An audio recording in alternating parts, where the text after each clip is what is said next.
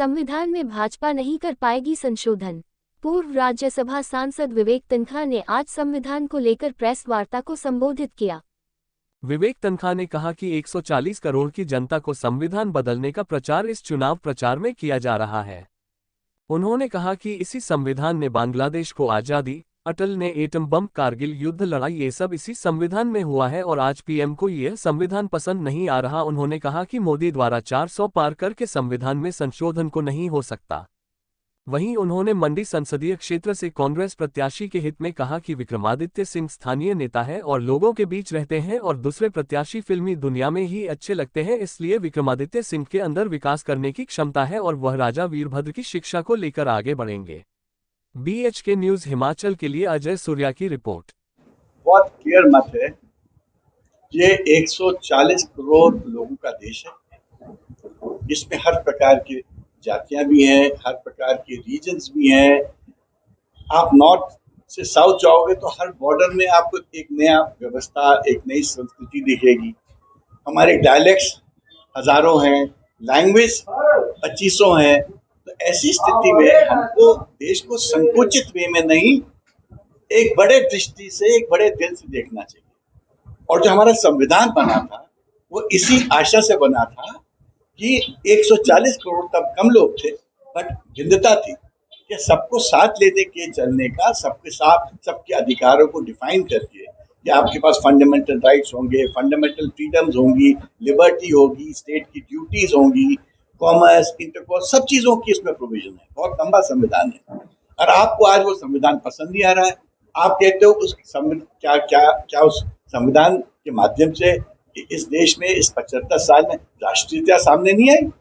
क्या इसी संविधान के अंतर्गत ही तो बांग्लादेश को हमने आज़ादी दी, इसी संविधान के अंतर्गत ही तो हमने कारगिल का युद्ध लड़ा, इसी संविधान के अंतर्गत ही अटल जी ने और इंदिरा जी ने एटम बम फोड़े। तो ये संविधान ने हर अच्छा काम करने का देश को शक्ति और पावर प्रदान किया है।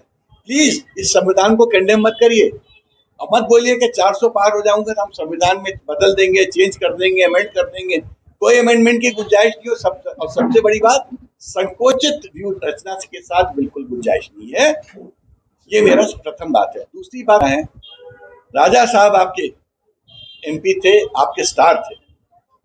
2 चीफ मिनिस्टर्स मेरे को पता है, जो मैं इतिहास से जानता हूँ, एक्सपीरियंस से, जिन्होंने बहुत नाम कमाया इस एरिया में।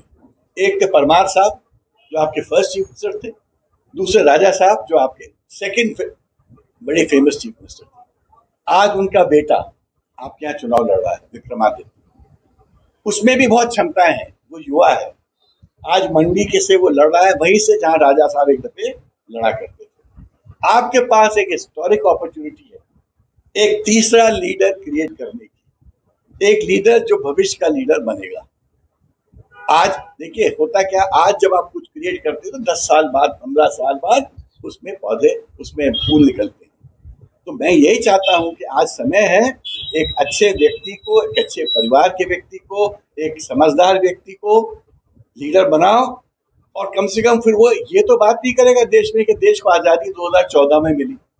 अगर कोई ऐसी बात करता है कि देश को आज़ादी 2014 में मिली, तो मैं सोचता हूं कि या तो वो देश को समझ नहीं पाई है या वो देश को समझना नहीं चाहती है। तो मेरा तो यही कहना है, समझदार व्यक्ति को वोट दीजिए, युवा व्यक्ति को वोट दीजिए, आपके बीच में जो रहता है उसको वोट दीजिए। जो बाहर से स्टार बन के आया, स्टार बन के चला जाएगा, उससे दूर रहिए, उनको नमन करिए, नमस्कार करिए, बोलिए थैंक यू वेरी मच।